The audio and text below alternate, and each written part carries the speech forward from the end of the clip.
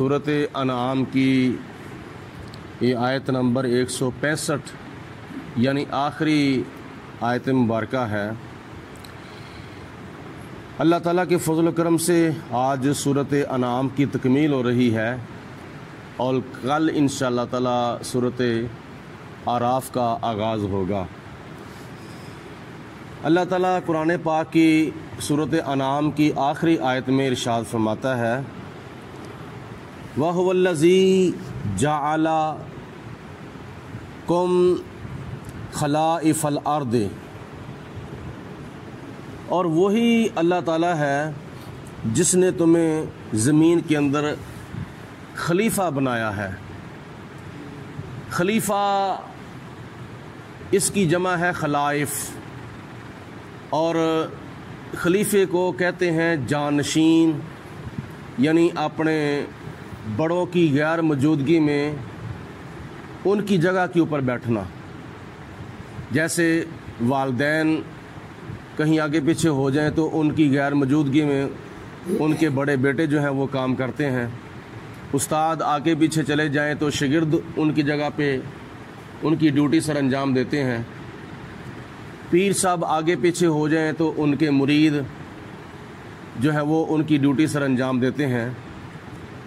सदर पाकिस्तान आगे पीछे चले जाएं किसी और मुल्क के दौरे पर तो नायब सदर जो है वो उनकी ड्यूटी सर अंजाम देते हैं।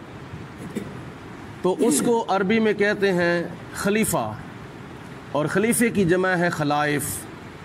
तो अल्लाह ताला की ज़ात बाबरकात ने इरशाद फरमाया कि तुम्हें खलाइफ बनाया है ज़मीन के अंदर, यानी तुम्हारे बड़ों का तुम्हें खलीफा बनाया है। पहली कौमों का तुम्हें जानशीन बनाया। तुम्हारे आबाओ अजदाद दुनिया से चले गए, उनकी जगह पे अब तुम हो, और एक वक्त ऐसा आएगा कि अगर वो नहीं रहे दुनिया के अंदर तो तुमने भी नहीं रहना। तुम्हारा भी आगे कोई जानशीन, तुम्हारा भी आगे कोई खलीफा बनेगा। तो खुदा की ज़ात बाबरकात ने इसमें हमें एक फ़िक्र दिलाया है कि अपने आने वाले वक्त का फ़िक्र करो। वरफ़अ बादकुम फ़ौक़ बादिन दराजात, और तुम्हें एक दूसरे के ऊपर खुदा ताला ने दर्जा अता फरमाया है, यानी अक़ल के अंदर, फ़हम के अंदर, इल्म के अंदर, हुस्न के अंदर, जमाल के अंदर, माल के अंदर एक दूसरे के ऊपर खुदा ने तुम्हें बुलंद किया है। किसी को थोड़ा माल दिया, किसी को ज़्यादा दिया, किसी को थोड़ा हुस्न दिया, किसी को ज़्यादा दिया, किसी को थोड़ी अकल दी, किसी को ज़्यादा दी। ये खुदा की नेमतें हैं। किसी को खुदा ने थोड़ी दी हैं, किसी को ज़्यादा दी हैं, और जिनको थोड़ी दी हैं इसमें भी हिकमत है, और किसी को ज़्यादा दी हैं तो इसमें भी हिकमत है।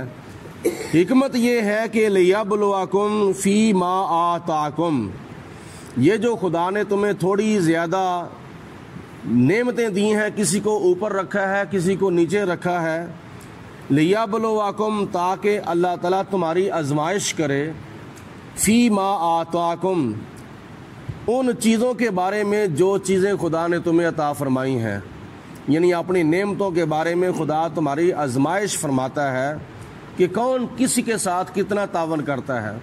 अब देखो, जिसको थोड़ी नेमत मिली है उसको ज़्यादा की शायद ज़रूरत थी, लेकिन खुदा की ज़ात बाबरकात ने उसका हिस्सा उसके माल के अंदर रख दिया है जिसको खुदा ने ज़्यादा माल अता फरमाया है। यानी मतलब ये है कि तुम्हारी आजमाइश अल्लाह करना चाहता है कि तुम में से जिसको ज़्यादा मैंने माल दिया है वो गरीबों के साथ कितना तावन करता है, हाजतमंदों के साथ कितनी इमदाद करता है।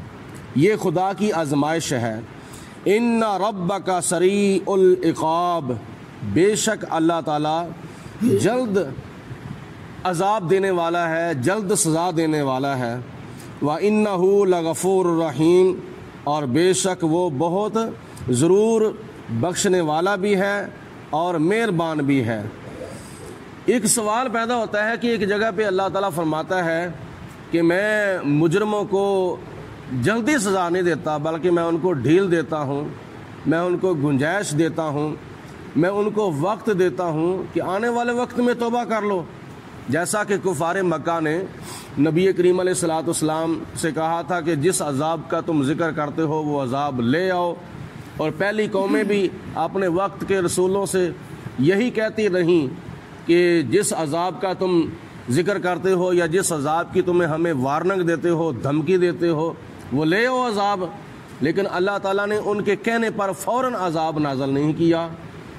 اس کی وجہ یہ ہے کہ اللہ تعالیٰ نے جو ٹائم مقرر کیا ہے جس کام کا، وہ کام کا جب ٹائم آتا ہے تو اللہ تعالیٰ پھر دیر نہیں لگاتا۔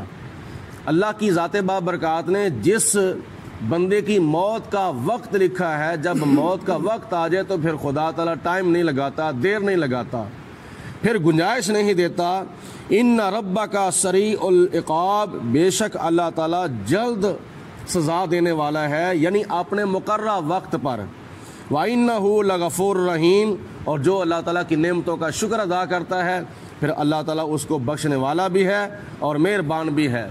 تو اللہ کا جو شکر ہے یہ صرف زبانی کلامی ادا کرنا، یا اللہ تیرا شکر ہے، اللہ کا بہت شکر ہے، یہ بھی ٹھیک ہے، لیکن نبی پاک علیہ السلام نے فرمایا اللہ کا ذکر عملی طور پر، اللہ کا شکر عملی طور پر کرو، عملی طور پر خدا کا شکر کرو۔ عملی طور پر اگر دیکھنا ہے تو جانوروں کو دیکھ لو، عملی طور پر اللہ کا شکر ادا کرتے ہیں۔ مرغی کو شاید کبھی آپ نے دیکھا ہو، جب پانی پیتی ہے تو نیچے منہ کر کے اپنی چونچ بھرتی ہے پانی کے ساتھ، پھر وہ اوپر کر کے پانی کو اندر نگلتی ہے، آسمان کی طرف منہ کر کے اپنے گھونٹ کو اندر نگلتی ہے۔ یہ اللہ کا شکر ادا کرتی ہے کہ مولا تیرا شکر ہے، تو نے مجھے پانی کا گھونٹ عطا فرمایا ہے۔ یعنی یہ جو مرغی ہے یہ پانی کو اندر نگلتی ہے تو منہ اوپر کرتی ہے، اور باقی جو جانور ہیں بھینس، گائے وغیرہ وغیرہ، بکری، جب وہ چارہ کھاتے ہیں تو منہ نیچے کر کے کھاتے ہیں، یعنی منہ جو ہے وہ چارے تک کرتے ہیں، چارے کے پاس اپنا منہ لگا کے پھر چارہ کرتے ہیں، کھاتے ہیں۔ یہ اللہ تعالیٰ کا شکر ادا کرتے ہیں۔ کچھ جانور جو ہیں وہ منہ اوپر اٹھا کر اللہ کا شکر ادا کرتے ہیں، کچھ جانور وہ ہیں جو منہ جھکا کر اللہ کا شکر ادا کرتے ہیں۔ تو کتنا خوش نصیب انسان ہے، اللہ پاک کی ذات بابرکات نے تجھے ہاتھ عطا فرمائے ہیں، تجھے بازو عطا فرمائے ہیں، تجھے کھانا کھانے کے لیے منہ نیچے نہیں کرنا پڑتا، تجھے پانی پینے کے لیے منہ اوپر نہیں کرنا پڑتا۔ خدا نے تمہیں ہاتھ عطا فرمائے ہیں، تم ہاتھوں سے کھانا پکڑتے ہو، لقمہ بناتے ہو، منہ میں ڈالتے ہو، پانی کا گلاس، پانی کا پیالہ پکڑتے ہو، منہ کو لگاتے ہو تو پھر پیتے ہو۔ یہ اللہ کی ذات بابرکات کا تمہارے اوپر کتنا احسان ہے کہ تمہیں خدا کی ذات بابرکات نے جانوروں کی طرح پیدا نہیں کیا۔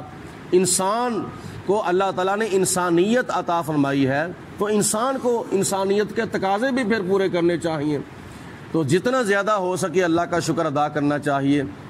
اللہ کی ذات بابرکات نے یہ نعمتیں کسی کو تھوڑی کسی کو زیادہ عطا فرمائی ہیں، تو اس کی وجہ یہی ہے کہ کون کس کے ساتھ کتنا تعاون کرتا ہے۔ کوئی حاجت مند ہے تو اس کے ساتھ تعاون کیا جائے، کوئی مشکل میں پھنسا ہے تو اس کے ساتھ تعاون کیا جائے اور اللہ کا شکر ادا کیا جائے۔